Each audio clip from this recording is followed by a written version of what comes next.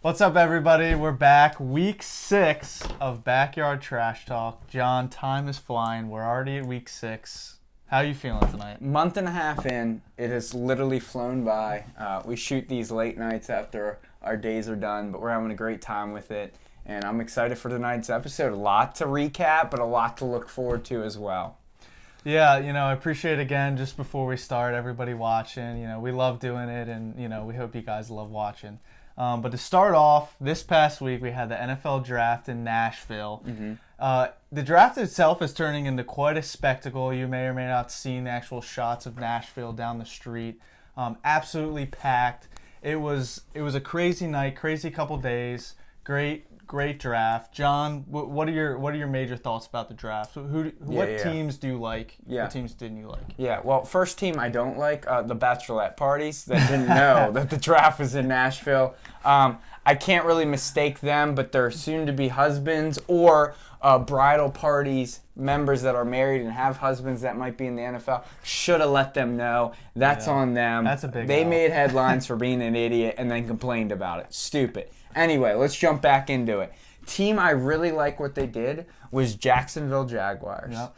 They took what was given to them, and I think they made a lot of value picks earlier. So if we rewind to their offseason, they pick up Nick Foles, which I think is an overhyped classic free agent pick, but a solid quarterback and an upgrade from Blake Bortles.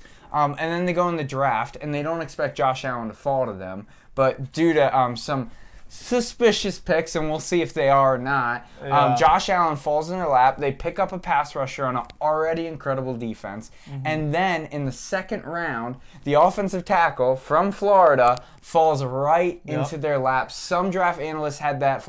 Taylor Lewan? Jawan Taylor. Jawan Taylor. Taylor Lewan is the Titans, I believe, offensive lineman. So say that again. My head's in Nashville. Say that again. Jawan Taylor. Sorry. Florida boy, left tackle, offensive tackle, probably could play right tackle as well. Really liked the pick. He fell to him. Some analysts had him at 15th as the 15th best player in the draft. They got him in the second round early. They played the game well, and I think they showed patience. And Tom Coughlin, being a veteran, being a part of many draft classes, not just as a coach, but also a general manager / presidential kind of role with Jacksonville. So who did you like? Yeah, it's kind of interesting you say Jacksonville because it seemed like they were just kind of sitting in their war room like, all right, are these guys like really falling to us? Like, are we looking at something wrong? Like, why are these guys falling to us? But it worked out perfectly for them, and they had a tough season last year, but draft looks like they're going to rebound. One team I really liked this year, and they were getting a lot of hate because they didn't go get offensive guys, is the Green Bay Packers. Yeah. They had 2 big first-round picks. They got Rashawn Gary, and they got Marcus Savage? What is his name? I can't even think of his name. Darnell Savage, the kid from Maryland. Yes, safety from Maryland. They got some studs in the first round helping out the defense. Yeah, you'd like to think Rodgers is in his prime. We gotta help him out, get him some receivers. But look, you've seen the Ravens do this for years, build around defense. They have a stud quarterback. Yeah. They got guys in the draft that they didn't reach on. They honestly kind of fell to them. And you got to think, they're kind of changing the tide up there in Green Bay, kind of shifting from more of offense to defense. They picked up a lot of guys in free agency. I think they got too much hate in the draft. Mm-hmm. But some of those guys on defense, you really like to see what they're doing, and they maybe took a page out of the Chicago Bears playbook this year. As you see, the Bears are just killer on defense, and they kind of want to go after that strategy. So if you have a guy like Rodgers, you could put whoever at wide receiver and it's going to work out. So might as well just build off that defense and see where you can go from there. St. Brown from the Packers. I believe he was a 4th-round draft pick last year from them. Yeah. Strongest receiver in the draft. And what was his 2018. First? Do you know what his first name Equanimous, I believe, but I don't. Equanimous St. Brown. What? Equanimous St. Brown. Don't get me for that pronunciations. It's been a long day. But St. Brown, he played for Notre Dame. Yep. Really strong receiver, lanky, tall, big. I think he could have a solid year with Green Bay. And like you said, Aaron Rodgers makes anyone around him good. So it doesn't really matter if they don't have the most talented receivers. Yeah. Defense is where they need help. They have Mike Pettin, known for a long time defensive coordinator for Baltimore. Then he went to New York. Then he became the head coach of the Browns, which was obviously a quick stint. But he is known for his defensive craftiness, of pass rushing and aggressiveness, and having a guy like Gary rush the passer is a great option. Let's talk about maybe a team that you didn't really like what they did. Yeah, and I'm gonna pick the low-hanging fruit here. Got to go with the Giants. Okay. It's who's running their team, honestly. Gettleman out there is trading their best players. He's thinking that Eli's the quarterback forever. Mm-hmm. But yeah, he's gonna go out and draft a guy like Daniel Jones with the 6th pick, and you just gotta question that 6th pick. I mean, it's been all over the news lately. People questioning Gettleman, questioning the Giants. Gettleman supposedly came out and said that there were other teams looking at drafting Daniel Jones at 6. He pointed out the Broncos, which then LA was like, yeah, no chance we were drafting him at 6. So Gettleman looks really questionable. Just his first round, they ended up getting 3 picks. You just got to question, and Gettleman did come out and say, look, if he's our guy, we're going to take him. And you can't get, he said you can't get too cute with quarterbacks, and I get it. But on a lot of people's boards, Daniel Jones just wasn't there. It's funny, as people get farther away from actually playing football, like you see the combine, you see this post-draft workouts, as you get farther away from actually watching them in college, it's weird that some of these guys skyrocket or off the shoot draft way board. down. Like, where was Daniel Jones like 3 months ago when we were talking about this? Like post-college season, where was Daniel Jones? He was maybe a second rounder, maybe. And then all of a sudden has decent combine, he's good height, good build, big hands, and then all of a sudden he's a top 10 pick. Can I jump in here? I really like Daniel Jones.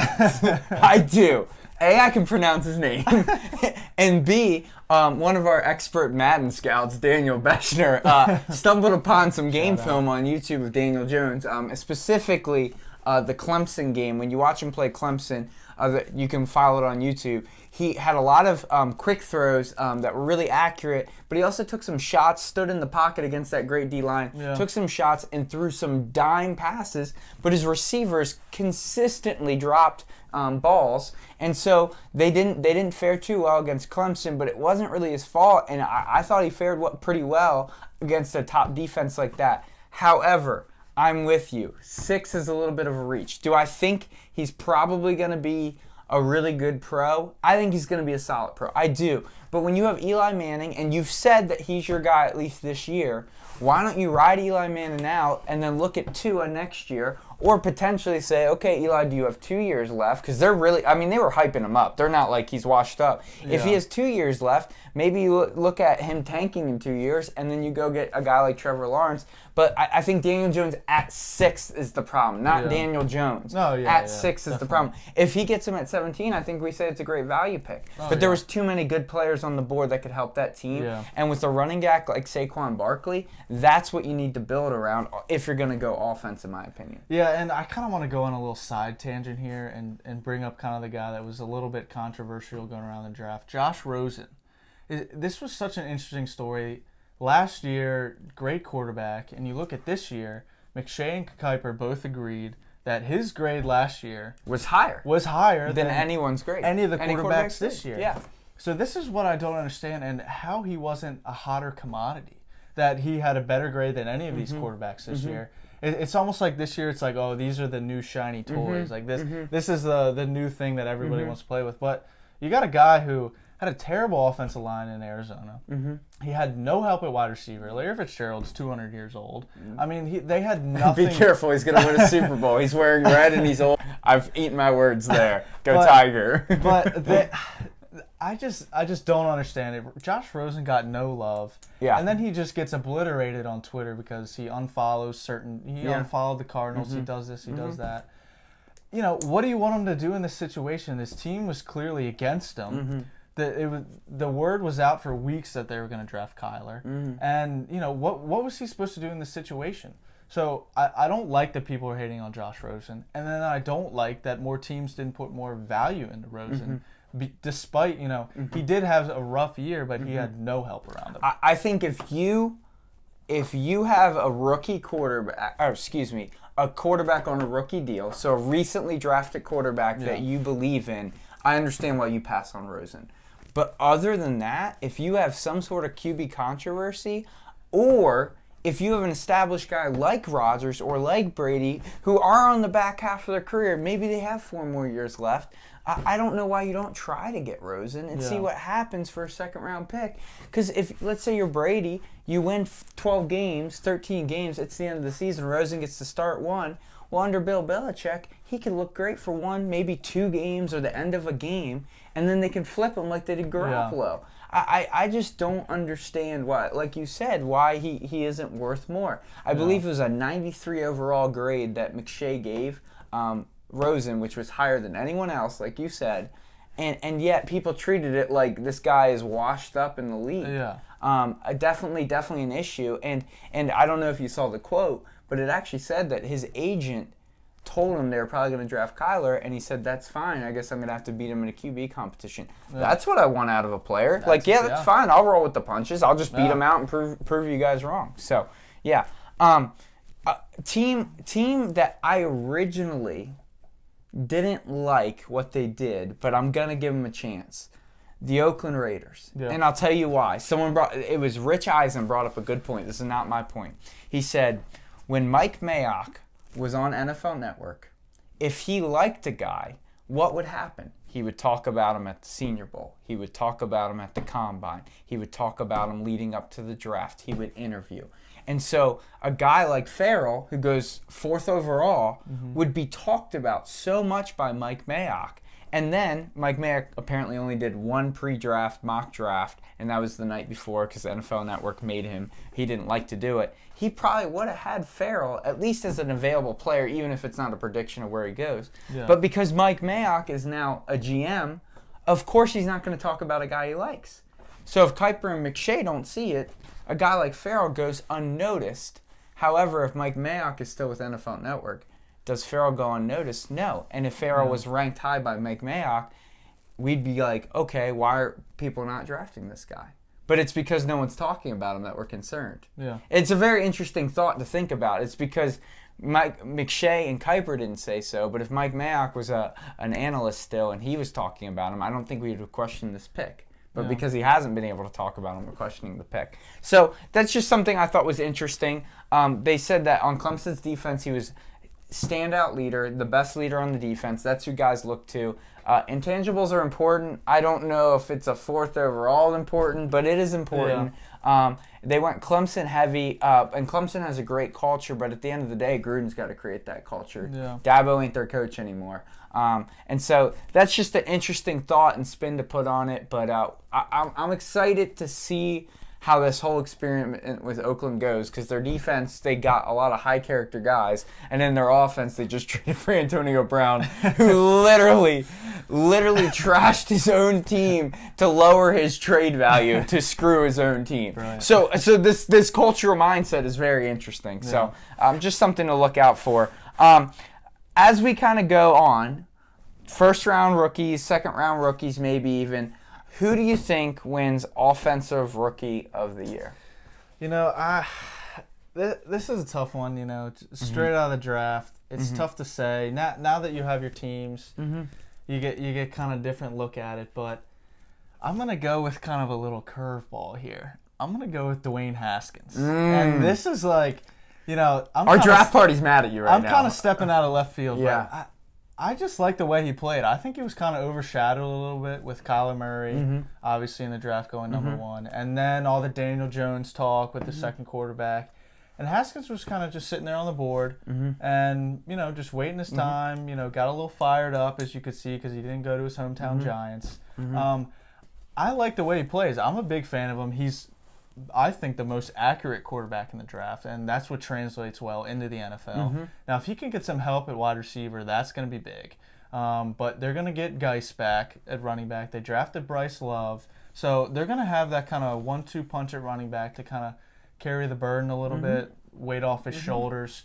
I don't see Case Keenum being even a factor here for the quarterback job. I know that's kind of the thought going into training camp is they would at least compete, or maybe Case would start off. But I just don't see that long term when you have a guy like that. Now rookies come in, they start and they play. Mm-hmm. And I think he's going to play well. Rookie of the year, might be a stretch, but I think he's going to exceed expectations a lot more than people think he will. Well, that's awesome. I'm going to go away from quarterback, even though most likely a quarterback wins it. I'm going to go kind of a dark horse. Josh Jacobs, Alabama running back. I like it. Oakland. I'm talking about Oakland again. I think the biggest fear I have is if Oakland loses big in a lot of games, they're not going to be running the ball at the end. But if they can at least stay in games, I think Josh Jacobs is a factor. I think Derek Carr is a mentally broken quarterback. But if they can kind of stay in the game, I think Josh Jacobs gets a lot of opportunities, especially with that old-fashioned kind of style offense that Gruden has, where he's adding wing tees and stuff like that. I'm surprised they don't have leather on their helmets out in Oakland. But I like Josh Jacobs if I'm going to go non-quarterback. Yeah. And so defensive player of the year, for me, defensive rookie of the year, I'm going to go with Devin Bush. Okay. Steelers linebacker. Okay. And I think when you have a great defense around you and a lot of playmakers around you on the Steelers, that only helps you play that much better. And you see the Steelers obviously love the guy. They traded up in the first round to get him. So you got to think this guy is going to produce. He had a great college career, produced well, comes out high in the draft, maybe a little bit higher than some people thought, but Steelers, the Steel Curtain, they've been known for defensive years. I honestly, as much as I dislike them being a Ravens fan, I like the pick here, and I can see him, having pretty high production his rookie year. Yeah, I'm going to go with Devin White for Tampa Bay. I think he's the best defensive prospect in the draft. And here's the hard part about the current NFL. You know what wins? Quarterback play on offense and pass rushing on defense. That's what wins. Corners can't cover anymore because they can't touch anyone, especially after this new league rule. Yeah. But so pass rusher's the easy answer. Quarterback's the easy answer. I think Devin White is the best. Devin White. I almost said Bush. Devin White is the best. I'm so tired tonight.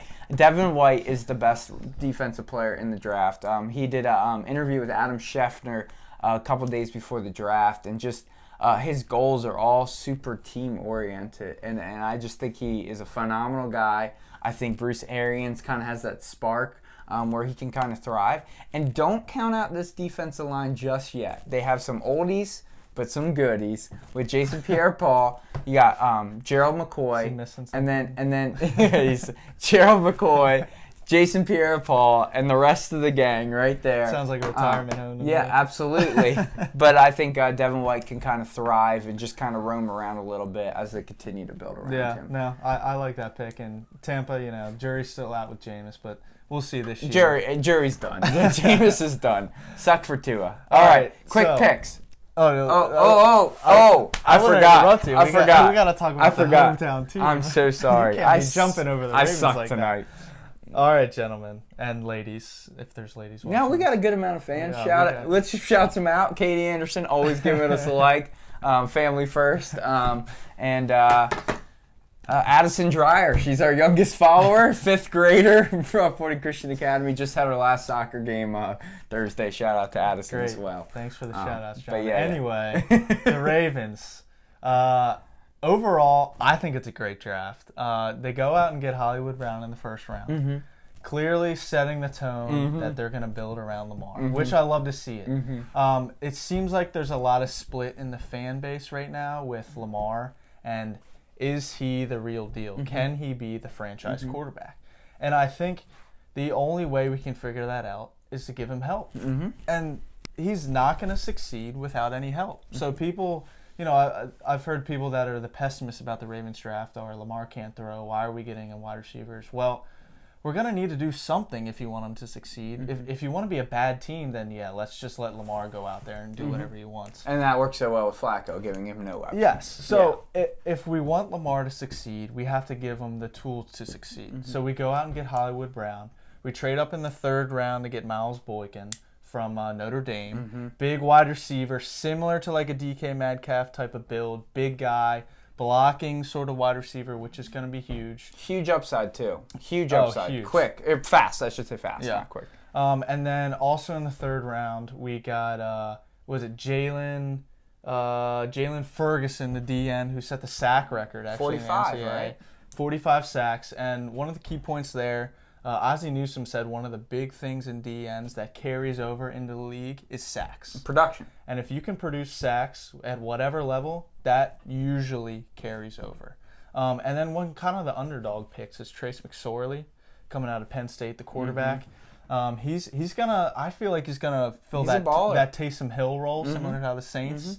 He can do it all. 5-tool type of guy. If we're talking about baseball here, 5 tools. He can do it all. Play special teams. Play punt coverage. But then he can run the same offense that the Ravens do, and I think that's big for scout team and for preparing Lamar for the week. So overall, I think it's a great draft. What do you think? I really like it. I think we're rolling the dice more than years past. Yeah. Definitely rolling the dice. But if we look at the context of the Ravens, we have the number 1 ranked defense going into this year. Yeah. We have phenomenal special teams, and what people I don't think realize is when you have an incredible punter that can flip the field, that's a second part of your defense. And then when you have a kicker that can kick 50-yarders extremely accurate, that's another part of your offense. Yeah. And so when you're saying that our most questionable side of the ball is offense, and we have a questionable quarterback, I think it makes sense to give him a shot by putting guys around him. Yeah. And what's beautiful about a guy like Hollywood Brown and a guy like Lamar Jackson is in those big games when people can scheme against us well, we don't have to have them play perfect, check down, make a drive happen every kind of way to score. They can make one big play a drive that can equal 7 points or get them in field goal range, where they don't have to execute a play in, play out like a Tom Brady or Peyton Manning has to do, because they're so electric that they can get the ball, they can take a broken play, and they can go 40, 50 yards. So I like the pick. Hollywood Brown, the only concern is can he stay healthy? Is he going to get injured? Is he too small? We've seen guys like Antonio Brown thrive in the NFL. Deshaun Jackson had quite a career. So it's not impossible, but it is a little bit of worry, but I still like the pick overall. As far as offensive line, I was a little nervous. We got Ben Powers in the 4th round. Eric DeCosta seemed to really draft need, which I don't know. I don't know if he worked the board well enough where it was like best available / need, or he just went after need. And so we're going to see, because historically you hear best available, best available, best available. And you could say in the 1st round that he did that. He traded back, knew he could get Brown, Hollywood, in that 20-some spot. But overall, I like the draft. I like the risk. We have a rookie quarterback deal. We have all the guaranteed money going to Earl Thomas early in his contract. Yeah. This is the time to take shots, take chances. Why not? Love the draft. Yeah. Let's jump into NBA. We know that the 2nd round's already going on. We're a couple games into it. But I'm just going to do hot take. I'm going to name a matchup, and I want Chris to answer who he thinks is going to win the matchup. Granted, we know that some of the series games have already been played. Raptors versus Sixers. I'm going to take the Sixers here. Really like the way, their guards play. Jimmy Butler can carry that team. The Raptors, not a playoff team. It seems like they can never get it done in the clutch. Also, they got the Drake curse, which never bodes well for any team. So I'm picking the Sixers. Raptors don't win because of God's plan. All right. How many games? I don't know. 6. I think it'll be 6 is safe. Series. Trailblazers versus Nuggets.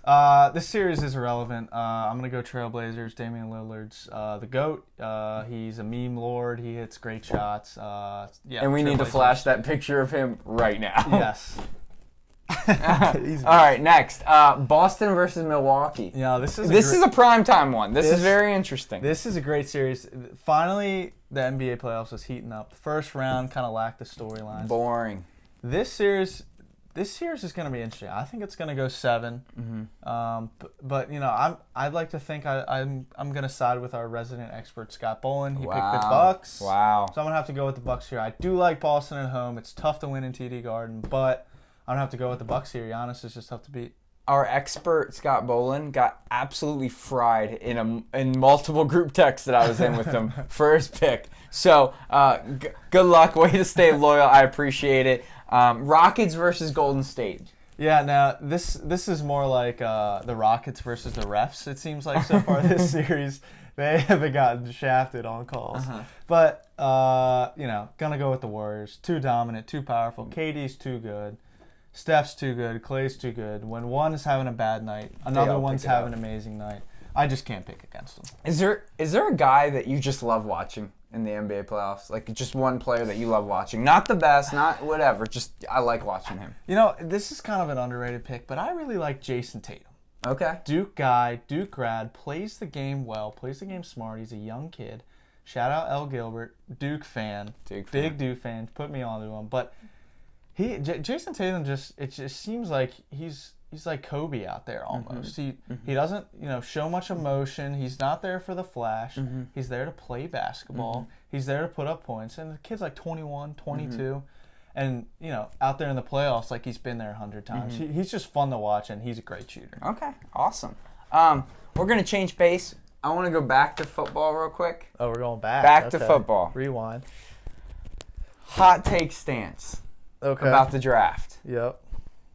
I am here to tell you that Bill Belichick is an average GM, but he's the best coach of all time.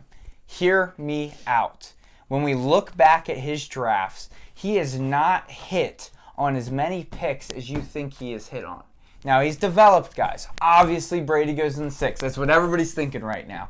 But what he does so well is he takes players that don't work out on other teams but have NFL experience, and then he uses them. We see that with Wes Welker, who came from Miami, Rex Burkhead, who came from Cincinnati, Randy Moss, who came from Oakland, Dante Stallworth, who came from New England. Yeah, Randy Moss wasn't very good before. Yeah. But yes, he was good. But what he does is he takes these guys from other teams, and then he builds on that, and he makes them amazing. The defense is literally a schematic defense. There's really no superstars on that. It's just keep the ball in front of you. Stephon Gilmore wasn't even their pick.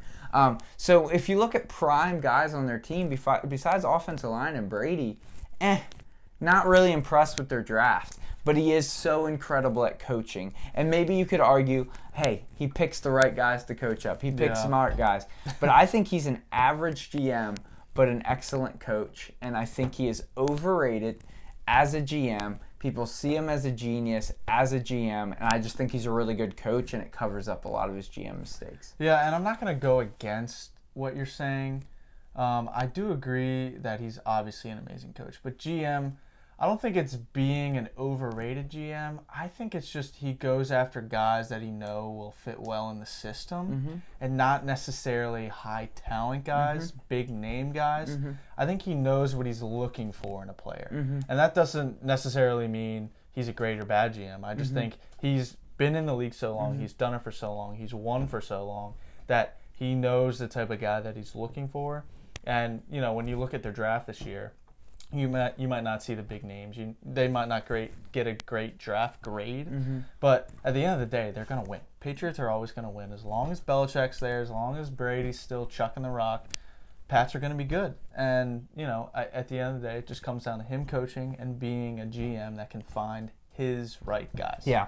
I get frustrated because so many of his picks that ended up, or not even picks, so many of his players who ended up on the team and having a great year or a couple games and stuff tend to be undrafted guys. Yeah. And so it's guys he's finding, and yeah, you could call that a good GM, but I think it's how he coaches it up. He just looks for smart players, a good strategy, but when's the last time we've seen a first, second, third round pick just make a bunch of Pro Bowls for them? It doesn't really happen with the exception of offensive line and quarterback. Yeah. So just a hot take there. So, again, we're going to transition a little bit into another sport, into baseball. Yes. Which John apparently does not like so much as he used to. John went to the Nationals game this weekend. John, apparently you have some story about baseball of some sort? Yes. Okay, so I was in the nation's capital. Yes. First off, Nationals Park. Amazing what they did around the area. Lots of restaurants, lots of good places. Had a beautiful meal, 10 minutes away, walking distance. We walked to the stadium, me and my two old roommates, and we watched the Nats game. And it was going great. We were having fun, talking to some guys about the draft around us. And then suddenly, it's time for the pitcher to be relieved. Okay. And guess what I see on the field? They brought a freaking golf cart out to the pitcher's area, the bullpen, and they had a little baseball logo on it, and they offered a ride for the relief pitcher to the mound. How soft are we? So baseball has now turned into, how dare a relief pitcher jog out there, but they're going to rather pick them up. And so I kid you not, it's an option. They don't have to take it. The away team, which were the Padres, shout out to Manny Machado. Glad you got paid somewhere because Baltimore wasn't going to pay you. You watch this cart drive up. The players denied it, thankfully, and then the cart drives away. So I'm like, all right, this is a waste of energy or gas. No matter, I don't know what kind of cart it is. It could be a gas-powered or electric-powered. Stupid. And then on top of that, I was about to leave. I had to leave early. Goes to pick up a Nats player. Nats player gets in, and it starts driving it to the pitcher's mound. And I said, I'm done. I cannot stand this. Baseball. What are you doing? What are you doing? I don't get it. Like, if kids dressed up as Fortnite characters and pretended it was a cart and danced around, I think it'd be entertaining. But like, now relief pitchers can't even jog to the pitcher's mound before they pitch.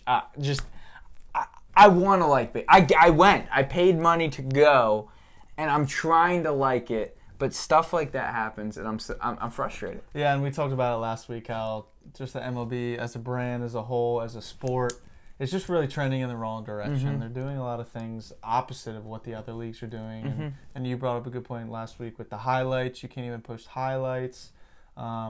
Pitchers are just beaming guys out of nowhere. There's just a lot of things that baseball is going to have to fix, or this younger generation of kids is going to grow up just playing lacrosse, playing football, playing anything else but baseball just because it's too boring. Yeah, it's super frustrating. But real quick, highlight of my night, go to the Dulles airport to pick up someone waiting in the customs line. Guy walks out. I'm like, I know this guy. I know this guy. I know this guy. We deadlock eye contact. I'm staring him down. He looks away from me, and I go, okay, he's a big deal. He proceeds to walk by me. I was so close I could have pushed him over. Thank God I didn't. It was freaking Mitt Romney was in the airport with me. I should have asked him to come on to our show, but we only accept winners here, so he couldn't have came on. That's true. But just an interesting night in D.C.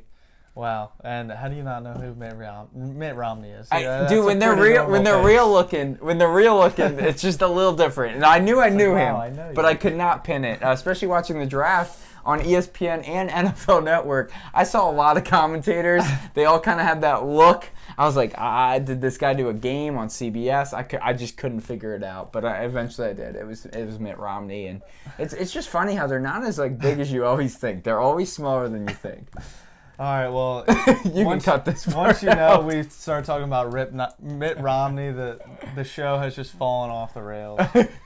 But we thank you for joining in yet another week. I'm a clown tonight. We promise we won't bring up any more Mitt Romney stories next week. I don't plan on seeing them again. There to come. But if I do, I'll know who it is. But thank you all for tuning in. Have the best night. Have a great week. Much love. We'll see you again next week. Peace.